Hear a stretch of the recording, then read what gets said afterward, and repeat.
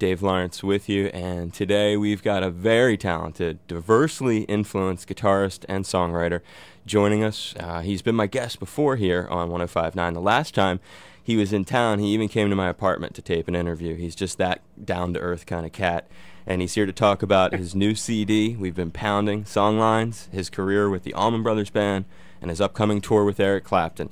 It's Mr. Revolution himself, Derek Trucks. Aloha and welcome back to the show, Derek. Yeah, man, good to be back. How are you, man? Good, how you doing, man? Good. Haven't talked to you in a while. Yeah, it's been a while. We haven't, I was hoping we'd be back sooner.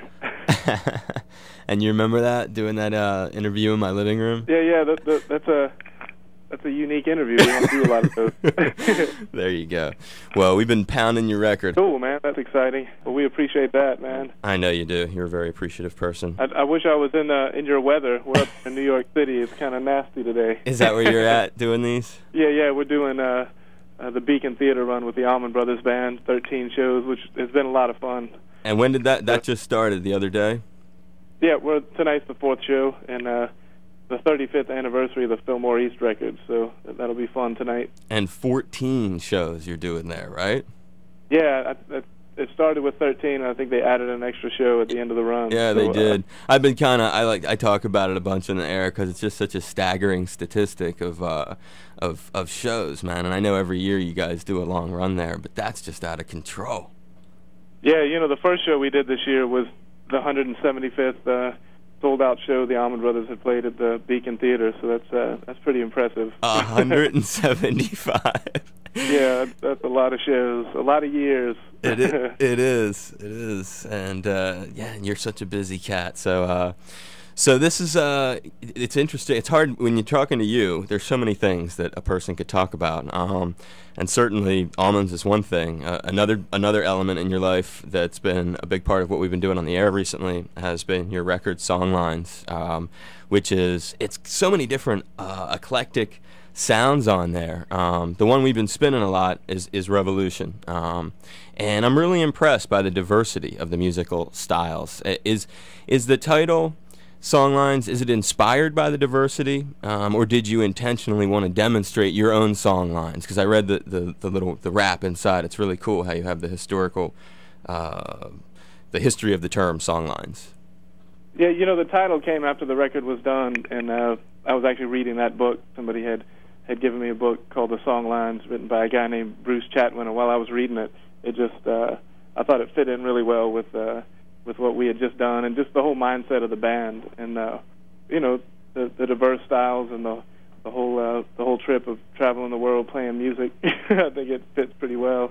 But going in the studio with this band on this record, we really wanted to showcase what the band does live, but kind of condense it and make it feel like a really unified group. And with the help of Jay Joyce, who produced the record, he did an amazing job. I thought the way he captured all the sounds and added a lot himself. He's a great songwriter, guitar player, keyboard player. So it was a great experience. I really felt like we came out of the studio a better band.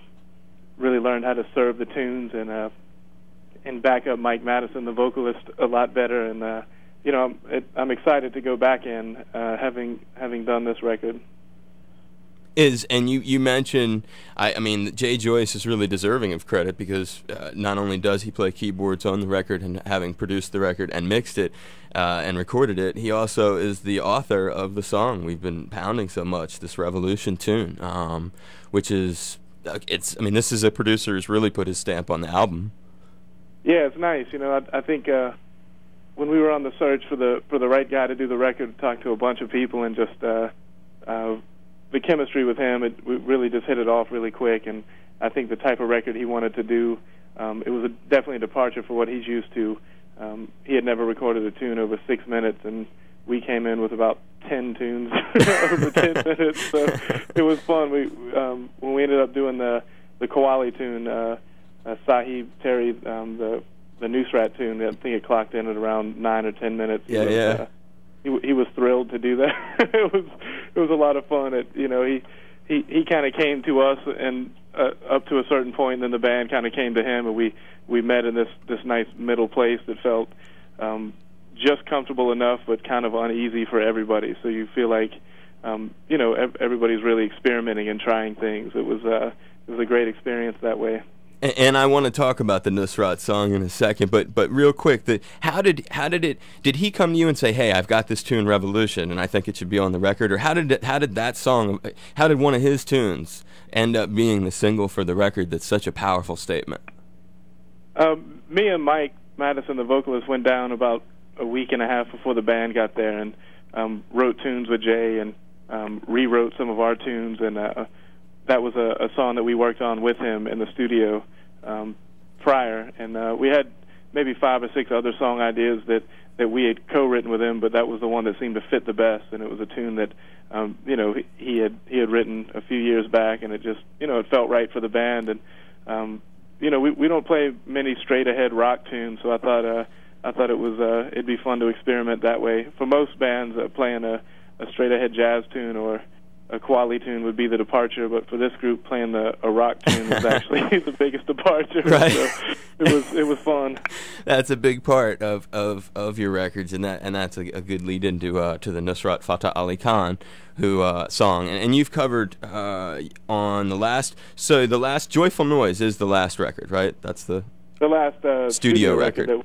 That we released 2 in between. We did a live record, live at the Georgia Theater, and Soul Serenade, which was recorded prior to Joyful Noise was released. In the meantime, it's a convoluted story. Yeah. So that was the last recorded studio record, and that had a Nusrat. And who was that Nusrat, a relative of Nusrat that was on that, playing on the record? Yeah, it was his nephew Rahat, who when Nusrat passed, he became the guy. So that was a trip, a lot of fun. That was a fun record we got to record with Ruben Blades and my wife Susan Tedeschi sang on the track, and Solomon Burke. Yeah, Solomon Burke. It was a lot of fun. That was a great record. But this record, being able to head in the studio with just the band and really focus, and we did 1 song a day. I think we ended up finishing the record in about 14 days. It was just a blast to have everybody there and not really worry about any outside forces, and just make an album and not worry about everything being first take. We'd get in the morning and talk about the song we were going to record and just deconstruct it, rewrite it if we had to, rearrange it, come up with a unique groove, a unique drum percussion part, a unique bass line, and the whole process was just really enlightening that way. It was a different way to work for me in the studio.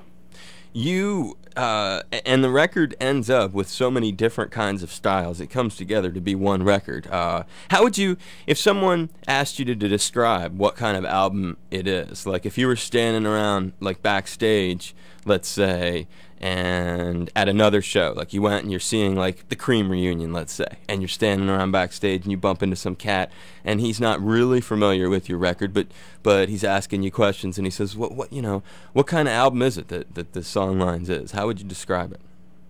I would hope I'd have maybe a disc in my pocket. That'd be the easiest way. Just hand them the record, because I'd be at a loss for words. I haven't really figured out a way to sum up what the band does, but I think it's roots music, whether it's Delta blues or whether it's the straight ahead jazz stuff that the band attempts, or the Moroccan tunes or the Pakistani tunes or whatever. I think it's all soul, roots based music.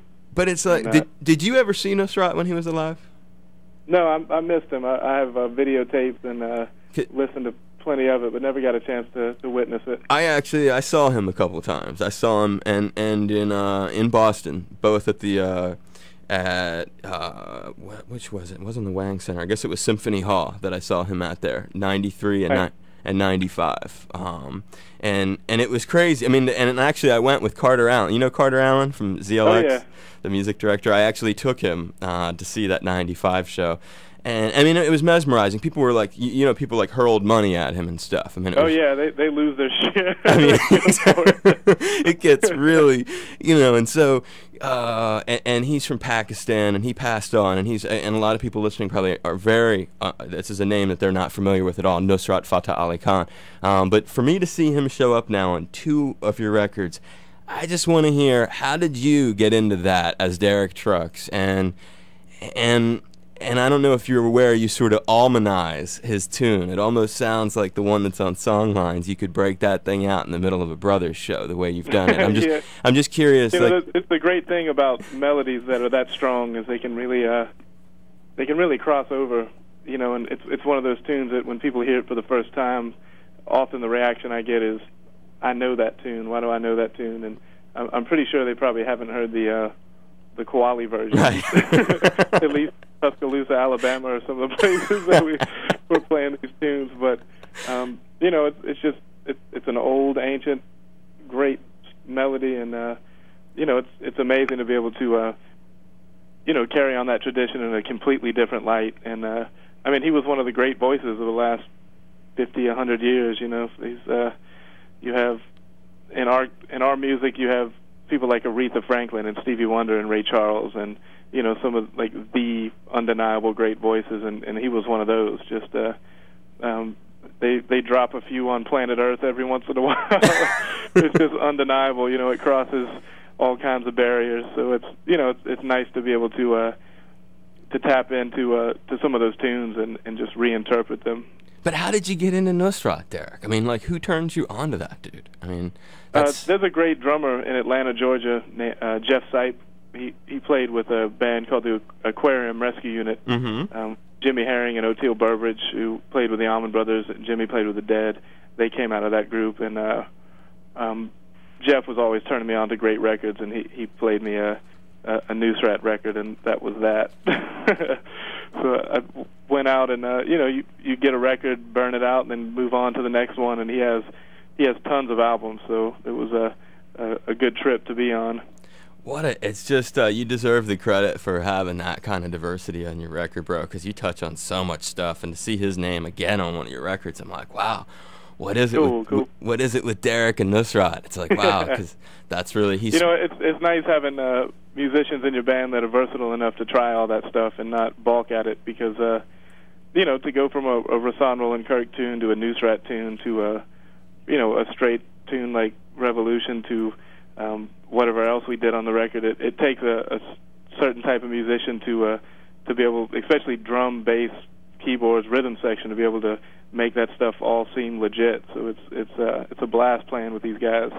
And speaking of the way they augment you, I dig the way Kofi, like the jam All I Do, the way he's on the flute and that crazy back and forth thing that you guys do. It's because the way you were talking, it just made me think of that. The way you add those kind of, you know, your band bring a lot to the table.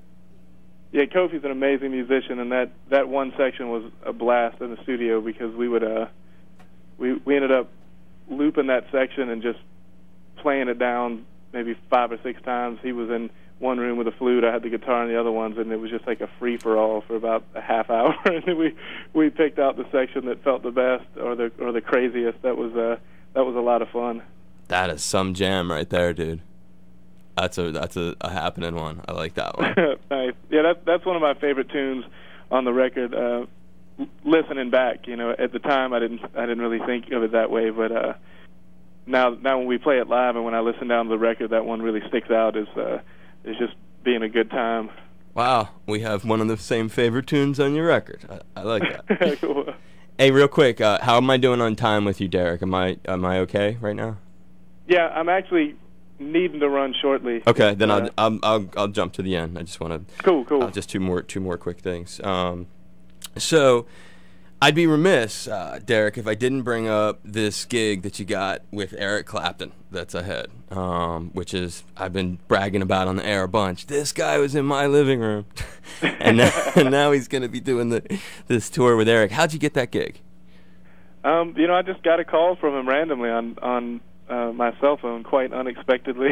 So asked me to come out and record with him. He was doing a record on the West Coast with J.J. Cale. So I went out there and recorded 4 or 5 tracks with him, and then he asked me to be in his group, and it's pretty much a no-brainer. He called your cell phone. Yeah, and luckily, you know, I had 5 or 6 days off. I was heading home, and I called Susan. I was like, I have to go the other direction. I have to go to Los Angeles, but it's for a good reason, a good cause. So she let me off the hook, and I flew out there, and it was a great time. And I was excited just to be asked to play on a record, but I figured that was what the call was about, and that'd be the end of it. But getting offered the gig to tour with them was completely unexpected, and it starts next month. I'm really excited about hitting the road. I mean, I don't know what to expect yet as far as musically what role I'll be taking or what songs we'll be doing or what's going to happen, but it's, however it turns out, it'll be a blast. Someone else who toured with him lives out here, Allman. Do you remember Yvonne, who's on a bunch of the classic Clapton records from the 70s? Yeah, definitely know the name. Yeah, she used to sing with him. She's a buddy of mine. She tells me all kinds of stories about it, and I think, wow, Derek's going to be doing that now. It's, well, we're really proud of you. We'll have to compare notes. Absolutely. Well, you better come back out here, dude, either with Eric or on your own with your group, or maybe you'll talk Bert Holman into bringing the brothers out here. But please know I'll that do my best. I would love to get out there. It's we've only done one tour through the islands with my group, and we had a blast. I mean, we really. I told Blake, our manager, I was like, you better not book us out there again because I might stay. I might end up there. So hope to make it back, though. So put in the good word. Well, just know that K-Poi 1059, the Big Kahuna, will be here for you, and I greatly appreciate you taking time to be on my show again, Brother Derek. Cool, man. We appreciate you guys spinning the record and supporting the group, and we'll definitely be back. You're an animal. I love that. Yeah. I appreciate it, Derek. Thanks, dude. Yeah, man, we appreciate it, and we'll catch up with you. Be well. See you, man. Aloha.